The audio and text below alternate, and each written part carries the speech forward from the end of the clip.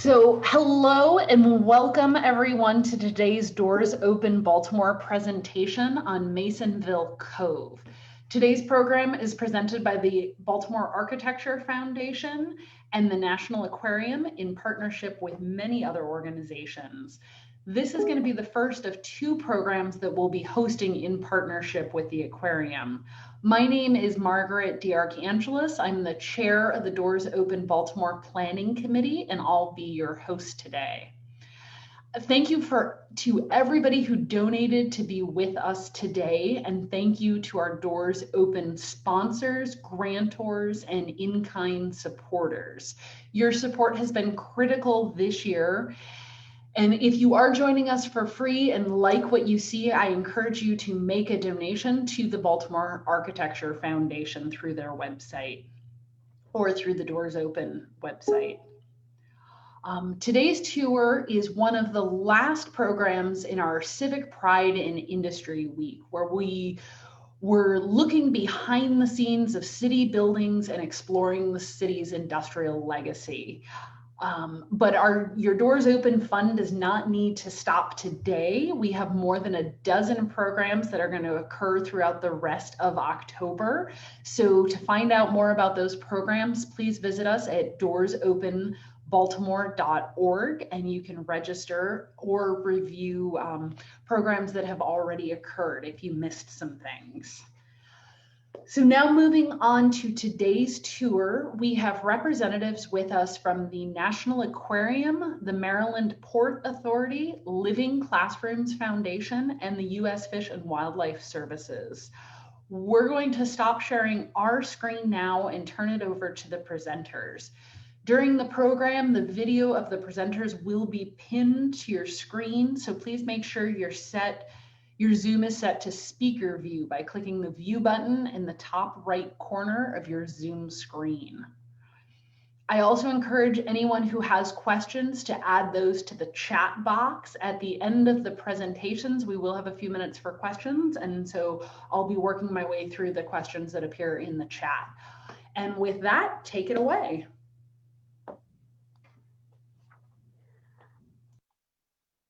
Okay, hi everybody. Can you hear me?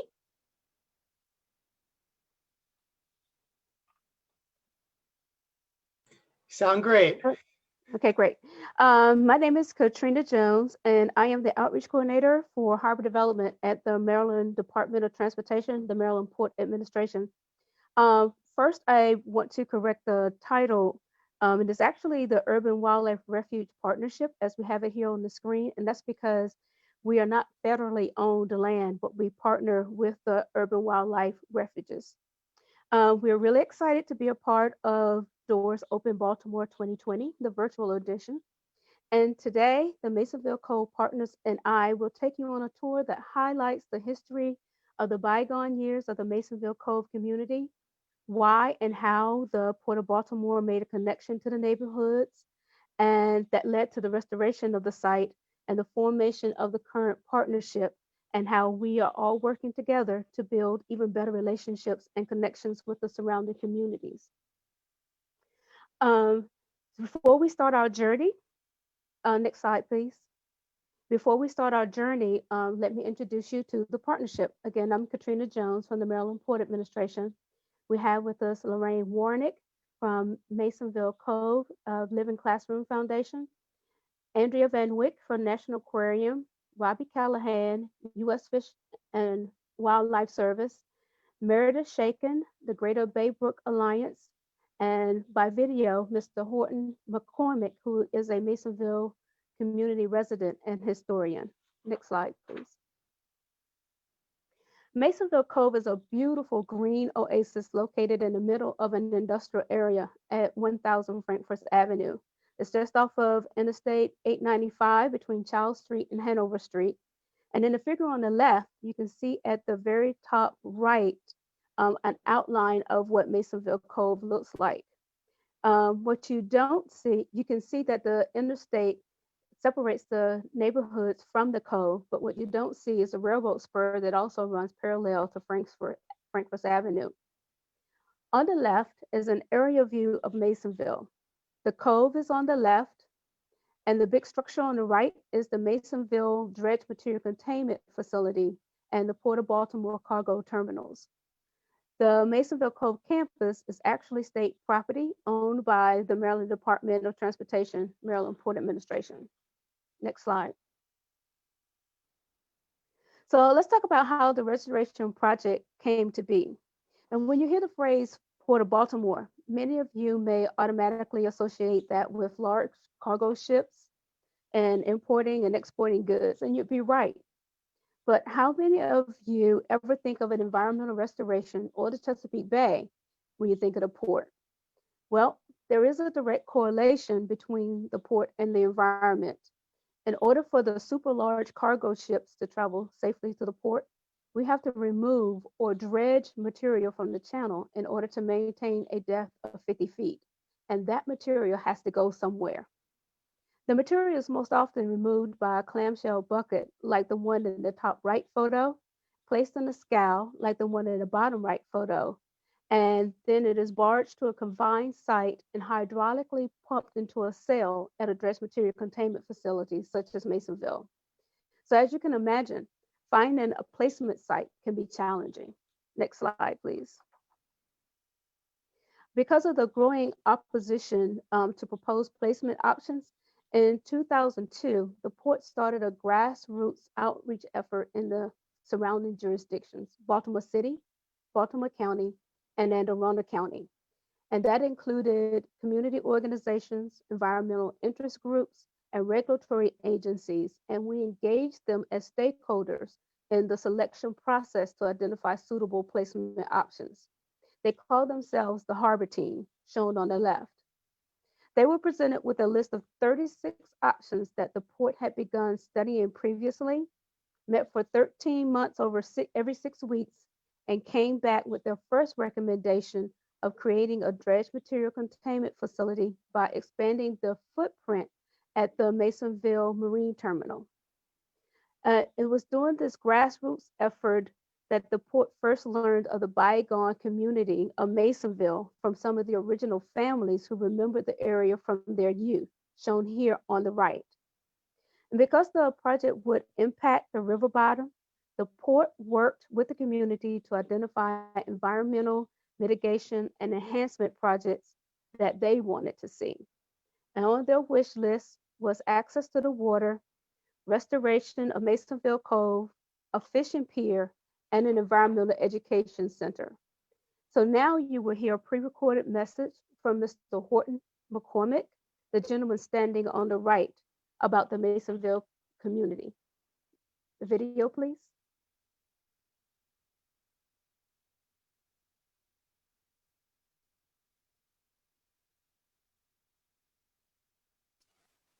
Jenny, there's no sound.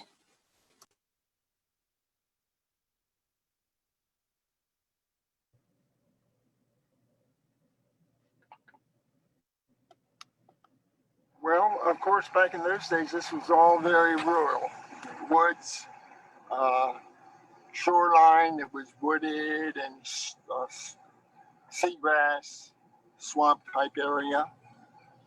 The houses were up under the large iron bridge there, and they were torn down in 1952. And I believe there were 52 houses, and referred to now as townhouses, but we called them row houses back in those days. And it was a very safe place. We didn't have a lot of money, but we didn't know that we were poor. Okay, it was safe. There were probably about 4 or 5 families that occupied the houses up there, all related. So it was a nice community. And of course, we, as boys, we were in the woods all the time or down the cove swimming, crabbing, fishing. They had a lot of sand piles. That's why it was called the Cove, because the Arundel Sand and Gravel Company used to bring sand and gravel here and store it for construction. So then the trucks would come and carry wherever they were constructing things. So, you know, you could be down here and there'd be like 5 big sand piles. So most of the people were from Masonville, Brooklyn, Curtis Bay, and things like that, that you would either ride your bike or walk and come to the cove. And we spent very little time in the house. We were always in the woods or down here fishing or just walking along the shoreline, throwing stones, breaking bottles, you know. It was like a boom town during the Second World War because they had a lot of industry here, and what had been like manufacturing and things switched over to manufacturing military goods. And a lot of the Army tanks, Jeeps, and things like that came to Masonville, loaded onto ships that went overseas. And so there was a lot of activity going on. And after the houses were destroyed here, most of the people from Masonville moved up into Brooklyn. But I look back with many, many fond memories. Thank you, Mr. McCormick. So Mr. McCormick was kind enough to provide copies of historical family photos that are on display at the Environmental Education Center, but he also has a website. This is a photo for some of his family and friends who were enjoying a day at the beach in Masonville Cove. Next slide, please. Next slide. And as Mr. McCormick mentioned, the industrial and transportation needs in the area started to shift in the 1950s, and the B&O Railroad began purchasing homes to build the spur that eventually cut the community off from direct access to the shoreline of the middle branch of the Patapsco River. Next slide. So when the port began investigating the cove area, the waterfront part was not visible at all from First Avenue because of invasive plants and trees and trash. During the cleanups of the site, the port removed over 61,000 tons of trash and debris. The top photo shows what the site looked like when we began the restoration, and the bottom photos show some of the recovered debris. Wherever possible, materials recovered were recycled. Next slide, please. During the removal of the debris, contaminated hotspots were uncovered. To mitigate for this, 2 feet of clean cover was placed on the site before planting native trees, grasses, and the non-tidal wetlands. And please know that no time was dredged material from the channels used to restore this property. A layer of clean sand and reef balls was also placed in the cove's waterway. And this is an early photo of the restored site about 2012. Then another attraction that came to the site in 2018 is Captain Trash Wheel, shown here on the right. He sits at which sits at the mouth of the stream, preventing trash from neighboring storm drains from entering the middle branch of the Patapsco River. By the way, the port also contributed to the construction of Mr. Trash Wheel, Professor Trash Wheel, and the soon coming Trash Wheel at Glens Falls. Now, let's show you some spectacular views of what the site looks like now. You can roll that beautiful green footage, Jenny.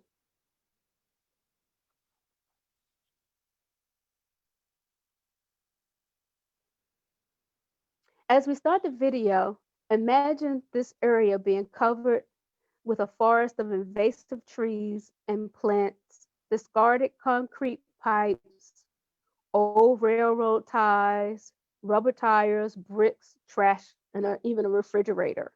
So as you can see, the Masonville Cove has an environmental education center, which is a near net zero green building, and overlooks 54 acres of restored valuable wildlife habitat, non-tidal wetlands, volunteer planted shorelines, and the home of the only known pair of nesting eagles in Baltimore City. We will now hear some details about these features from our partners. First is Robbie Callahan, biologist for U.S. Fish and Wildlife Service, to speak about the designation of the partnership and the wildlife management on the campus. Robbie? Thank you, Katrina. In 2013, the U.S. Fish and Wildlife Service initiated a partnership effort to create a refuge presence in demographically and geographically urban cities across America to introduce new audiences to natural resource conservation, aspects of outdoor recreation, and the mission of the National Wildlife Refuge System. It was a competitive process, and Masonville Cove was named the first Urban Wildlife Refuge Partnership in America. Next slide, please. Has anyone ever seen a deer in Baltimore? If not, Masonville Cove is a great place to start. Masonville Cove has a large population of deer that are seen frequently, but white-tailed deer are just one of 9 species of mammals that have been seen at Masonville Cove. There are also red fox, raccoon, coyote, and eastern cottontail rabbit, to name a few. Masonville is unique as it has many different habitat features. There is tidal marsh habitat down by the water's edge of the cove, consisting of low and high marsh that attracts a variety of waterfowl, shorebirds, and egrets, such as the green heron pictured in the bottom right of the photo. There are also grasslands, scrub shrub habitat, upland forest, and freshwater wetlands and vernal pools. With all these varied and unique habitats, a variety of bird species are attracted to Masonville Cove, where 258 species of birds have been documented. One of the most unique birds at Masonville Cove is the pair of bald eagles that have nested here since 2019. The eagles nest in a sycamore tree on the edge of the property, as seen in the photo on the bottom center, and have successfully fledged 2 eaglets this year and last year. We are working on installing an eagle cam for this upcoming nesting season so everyone can watch the eagles as they raise their young and experience nature firsthand. Next slide, please. Engaging in community science, integrating community members to help collect important data, while also fostering a deep connection to nature is one of the goals of the partnership. Next slide, please. This year, Masonville hosted its 7th BIOBLITZ and 2nd Urban Wildlife Refuge Day, inviting the community to explore and document the wildlife on site, along with hosting a kayaking tour of the cove. 134 species were documented in one day this year, highlighting the importance of the habitat Masonville Cove provides. Now I'm going to hand it over to Lorraine, representing Living Classrooms. The education is a green center. It is a green building, not just in color, but also in function. Geothermal HVAC, solar heated hot water, and dual flush toilets are a few of the many things that make this building a near zero net energy green building. Groundbreaking for the Education Center began in 2009, and Living Classroom staff quickly settled in and began on-site operations in 2010. We've developed a distinctive competency in experiential learning, literally learning by direct experience, or what we call learning by doing. We offer school-based outreach programs and field trips to Masonville Cove. Field trips to the campus include meeting our animal ambassadors, such as Squirtle the turtle, a diamondback, our Maryland state turtle, collecting water samples to test water quality, using microscopes in the college-level labs to learn about food webs and biodiversity, learning about litter and other forms of runoff pollution and how we can help prevent it. And no field trip is complete without time spent outdoors on the trails and a chance to explore and connect with nature. Next slide, please. I'd like to invite you to think back to a childhood memory of a favorite school field trip or family adventure. Was it outdoors? Mine were, and I expect that's true for many people. Masonville Cove is the perfect place to visit and recapture that feeling. In addition to school programs, we also offer on-campus community and family programs for all ages, or as I like to say, K through Gray.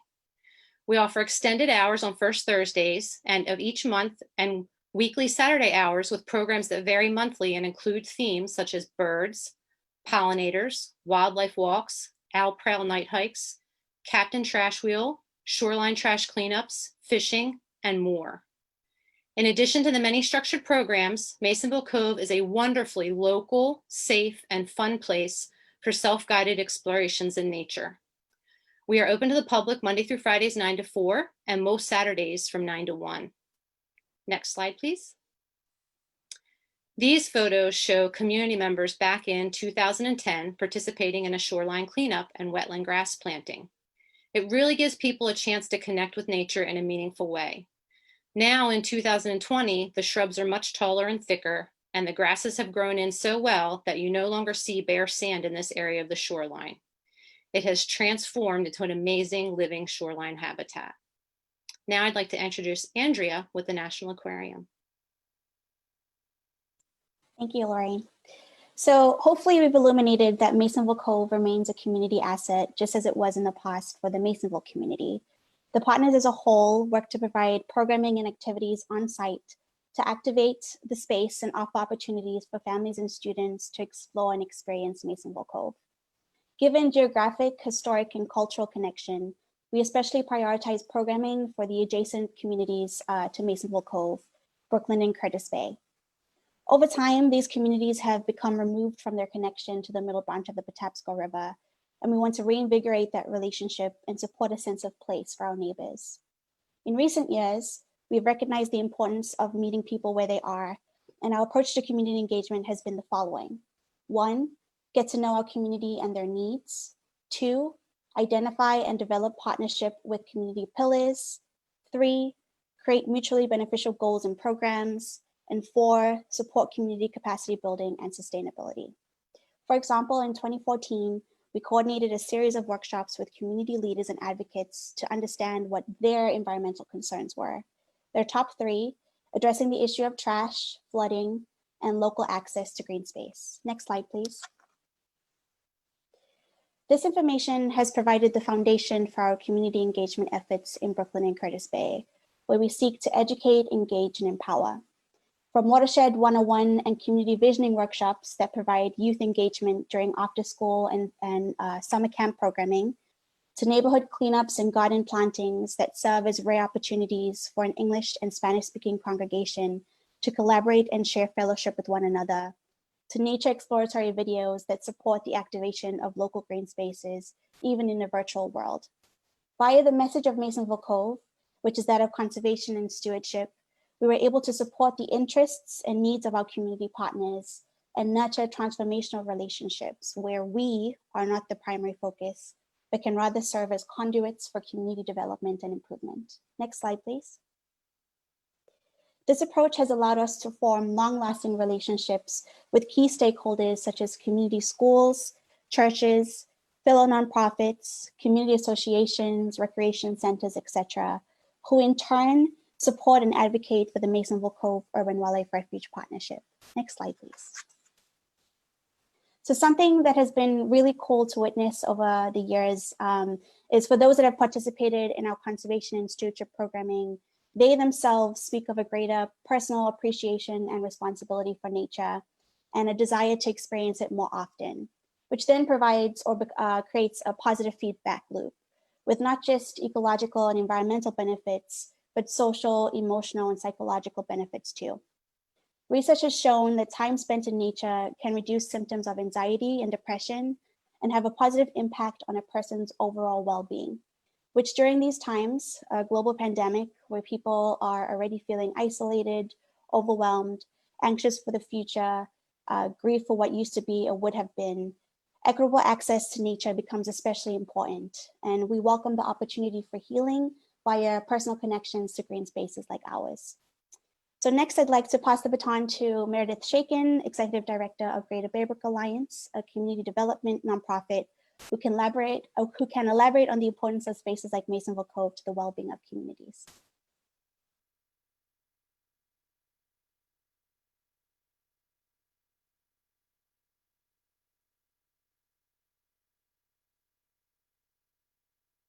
Sorry, my computer's not cooperating. Hi, this is Meredith Shakin. I'm the ED of the Greater Baybrook Alliance.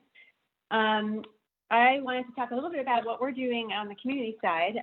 So GBA is a community development corporation that's focused on revitalization in Brooklyn, Curtis Bay, and Brooklyn Park. Masonville Cove is really a major asset for the neighborhood. Our mission is to act as a catalyst for and a conduit of equitable development and reinvestment in the Brooklyn Park, and Curtis Bay neighborhoods, and to empower our residents to strengthen the Baybrook neighborhood. And we see Masonville Cove as really being a cornerstone to some of our work. So in this slide, you see some of the work that we're doing. We have a comprehensive revitalization approach. We focus on housing and economic development. But if you look at the next slide, We also have a really, we see a key focus of our work is on green space development, and we think that access to the outdoors is something that has spillover benefits for everyone in the community. So here you see some of the work that we're doing to do green space work in Garrett Park. We installed a walking trail. We helped build a park in athletic fields in Baybrook Park. There's pocket parks like in the top corner of Brooklyn Park or Old Brooklyn Park. It's the entrance to the neighborhood, and it's just like a small park for people to use. And then Filbert Street Garden, we helped install a waterfowl habitat. And we see all of those spaces from big to small as really being critical to the health of the neighborhood. We are also partnering with our partners like at the Aquarium, Living Classrooms Foundation to bring programming into the community. And so we try to have all kinds of environmental education activities in the neighborhoods in these spaces that we're showing here, as well as bringing our residents to Masonville Cove. One of the ways that we're partnering also is in sanitation. So Andrea just mentioned that trash is a major concern for the community. We are trying to find ways to basically leverage the work that's happening at Masonville Cove for trash mitigation. So they have Captain Trash Wheel. They're doing environmental education, and that's happening downstream.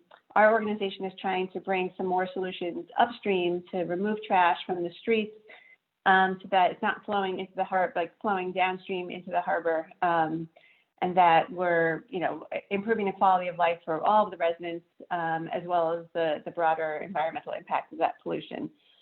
Next slide, please. One other partnership that we have with Masonville Cove is to actually increase transportation in the area. So transportation is a major hurdle for residents, really, regardless of their, everyone in the neighborhood is impacted by the lack of transportation options. Actually, MedStar Harbor Hospital, which is another partner that we work with, does a health needs assessment every 3 years. And one of the top impediments to health for residents in the neighborhood is transportation. So, of course, there's all kinds of chronic diseases that people feel, but really transportation is itself an impediment to health. And so we are working to actually improve access where we're initiating a study for a bike and pedestrian path that would connect this. You can see this map here. There's a trail system to the south and a trail system to the north, and we're trying to actually connect that through our neighborhoods. And that would increase the ability to get to like downtown Baltimore, to get to the BWI trail to the south, which is a beautiful amenity.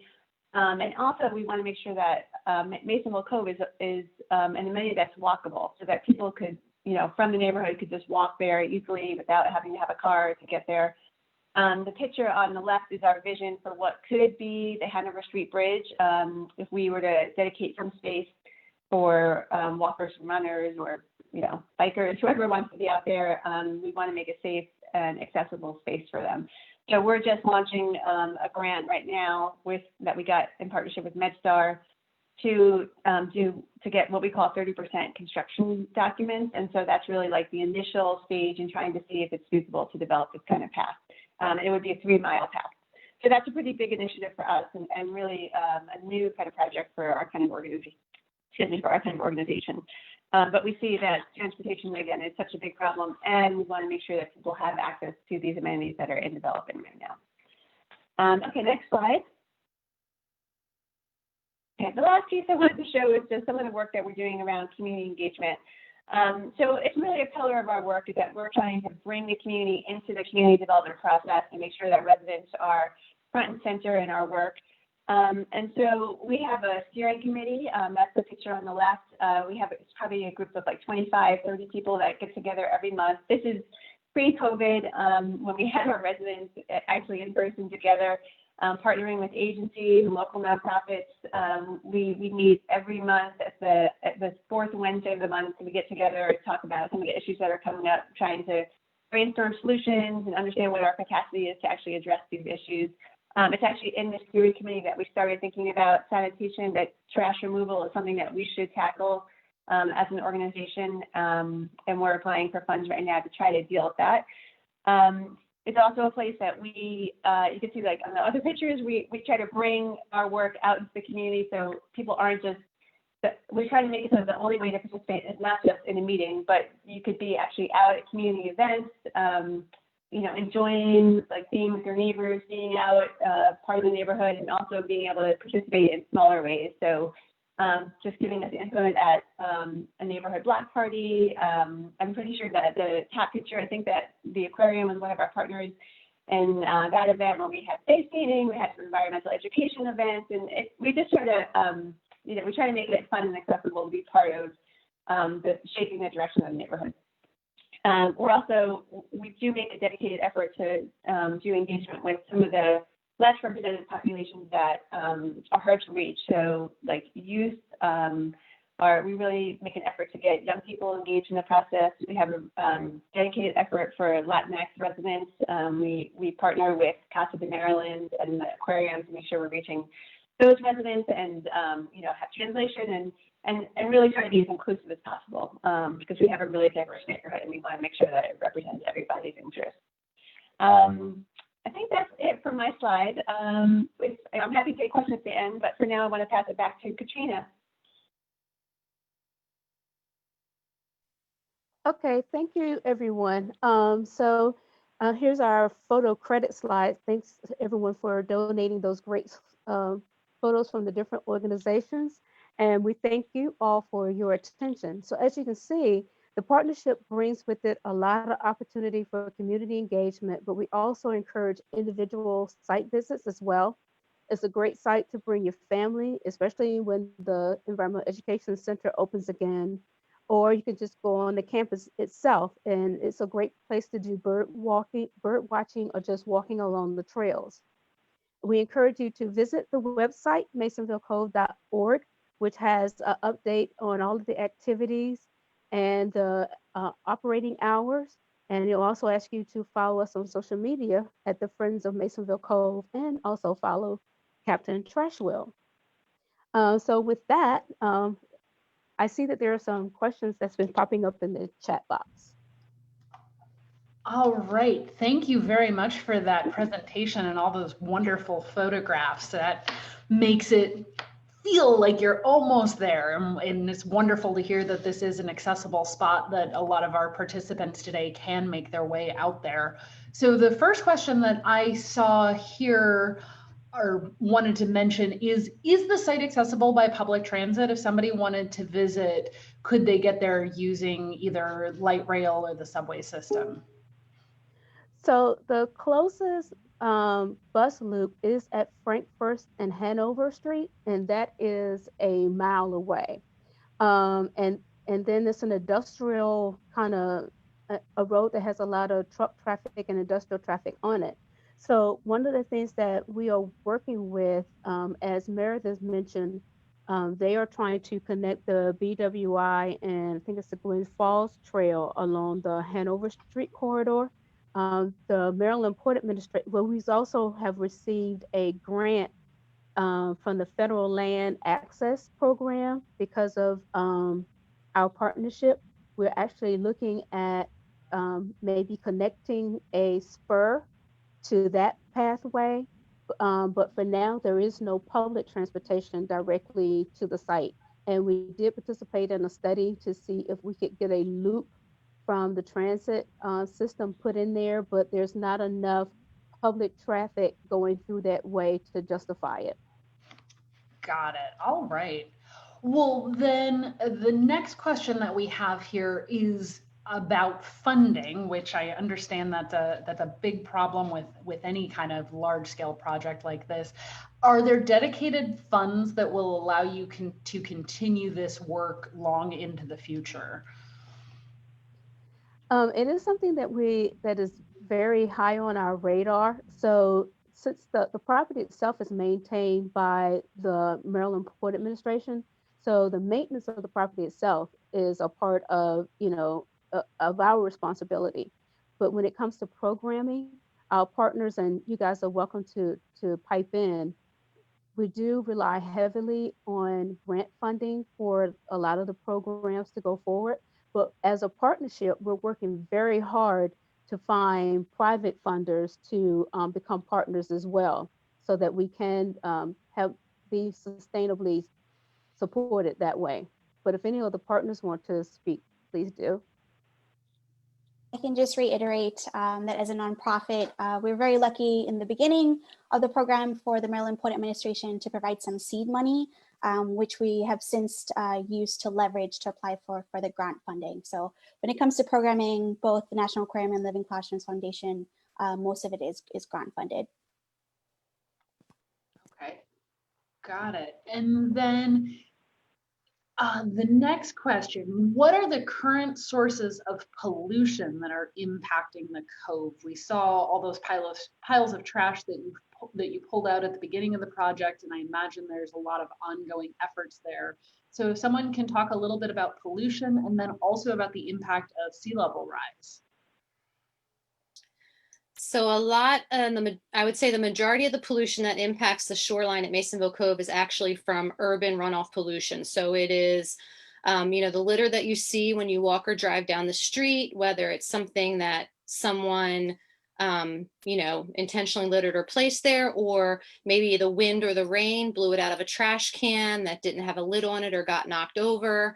And then that litter and debris, those soda bottles, those potato chip wrappers, the plastic bags, the styrofoam, the cigarette butts, the dog poo, that stuff gets washed along in the rain events and ends up going into the storm drains, those metal grates that we see on the side of the road. And those literally flow through pipes underground that get literally empty right out into our waterways. And then it's not like a type of system that goes to a wastewater treatment plant. It doesn't get filtered out anywhere. It literally just pops out in the river and then continues to move with the tides and the winds and ends up tangled up and along the shoreline and impacting the habitat for, the things that live in the water, the things that live on the land, and the people. So it's definitely something that with our education programs, whether it's programming that we're doing at the site, along with cleanups or out in the schools, that we're really just trying to get people to recognize and understand where that's coming from, and that everyone can make and do little actions to have a huge and positive impact to improve that problem. All right. And I think there was a question about the sea level rise. Mm-hmm. So some of the actions that we've already taken can help with that, such as the planting of the wetland grasses around the shoreline. And for the dredge material placement site that we built adjacent to it, it actually has a dike that is armored with heavy stone to keep it from being impacted by sea level rise. And of course, the education center is above that risk level. So there have been some things that have been implemented in the site already to address some of that. Got it. And then we have another question about access. And Meredith, I think this refers to the bike paths that you were talking about.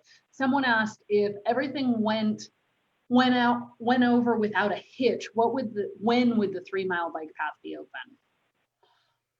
Well, that's a great question. I think it would probably take about 5 years from now to be totally implemented. It might be a little bit less, but part of the process is, so we have to go through this process now of understanding what the appropriate path would be, like from point A to point B. How do you connect it in a way that doesn't have environmental impacts, doesn't adversely impact the neighborhood, the truck traffic that goes through, et cetera. So right now it's basically engineers are going to be studying what the appropriate pathways are. And then once they decide what are a few options, we go to the community and have a really deep community engagement process, make sure that the community is on board with it. And then after that, we have to start raising some money and trying to get both the Anne Arundel. This is a cross-jurisdictional project, so the path runs both through Anne Arundel County and Baltimore City, and so we'd have to get both agencies together and lined up for a funding stream that would allow them to implement at the same time. So I think my guess is about 4 to 5 years, but we're trying to speed it up and push it along as quickly as we can. Okay, thank you. So we heard in the presentations about the grasses and the trees and all the planting that's gone on since the site turned into this wildlife refuge. And so we have a question from Anthony about invasive plant species, and I'm going to expand it out to also ask about invasive animal species that might exist at the cove that are of concern or cause issues that you have to address on an ongoing basis. Robbie, do you want to take that one? Sure. So yes, there are some invasive species at the site. However, we do actively manage for them either through cutting and or spraying. And so we are taking active management in the removal of invasive plant species. We do not have any invasive animals. We do have some nuisance animals, which are resident geese. But at times they do cause some issues. But for right now, we have an active management program to kind of scare them and harass them from some of our areas where we have a lot of schoolyard programming. So we don't want a lot of the droppings in the area, and we don't want them to impact our habitat that we are currently planning and managing for. All right, thank you. Is there anybody out there listening who has more questions? If you do, please send them to me in the chat window. And then I did want to point everybody to the chat window as well to see the link that Nathan provided for a program that occurred earlier in the month with a program with Blue Water Baltimore. And that recording is available on the AIA Baltimore and Baltimore Architecture Foundation YouTube channel. That's where you'll be able to find copies of many of the programs that we're hosting throughout the month of October.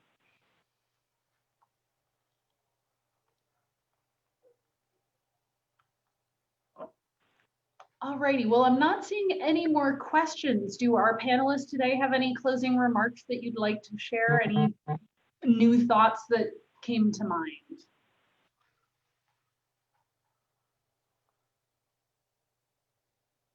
I would really just like to say that for the Port of Baltimore, that this is a great source of pride, being able to work with the surrounding communities to, talk about something that is, not always easy for communities to accept, and that is having a dredge material placement site in your neighborhood, but then making the connection to them about the opportunity to have these awesome environmental restoration projects as a benefit of that. So it has always been the port's goal to, have this site an asset to the communities and see it used by the communities. And I think that the partnership that we formed with our nonprofit partners and with the U.S. Fish and Wildlife Service makes it even more impactful and helps us to make better connections to communities. And it really is a great site to just walk around and explore. I mean, we think about the fact that, on this industrial pathway, the eagles decided to make a nest there and they're not bothered by the road traffic. And once you start walking the site, you kind of forget that it's kind of in the background. So it really is a nice place to visit. So we really encourage people to come, visit, bring your families, and just walk around and explore it.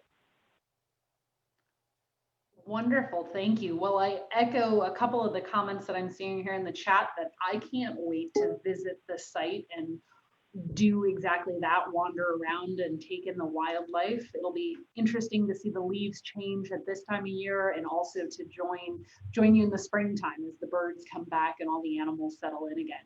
Margaret, you make a great point with that, is that, everyone, we invite you to come out and visit, and don't feel like once you've been there, like, oh, I saw that it was great. It looks different, every week, every month, every season.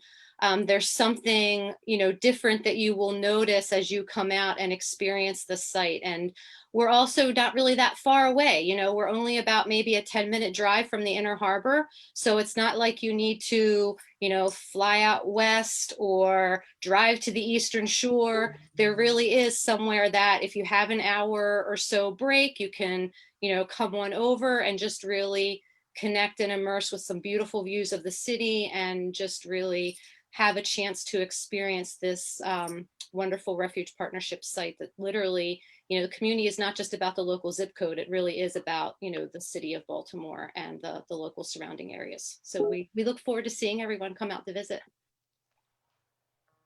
Sounds good. Well, thank you to all of our panelists who joined us today, and my thanks also to AIA Baltimore and the Baltimore Architecture Foundation for putting on this wonderful series of events throughout October. Please remember to check out our website, doorsopenbaltimore.org, so you can register for more programs. Thank you, everybody. Thank you.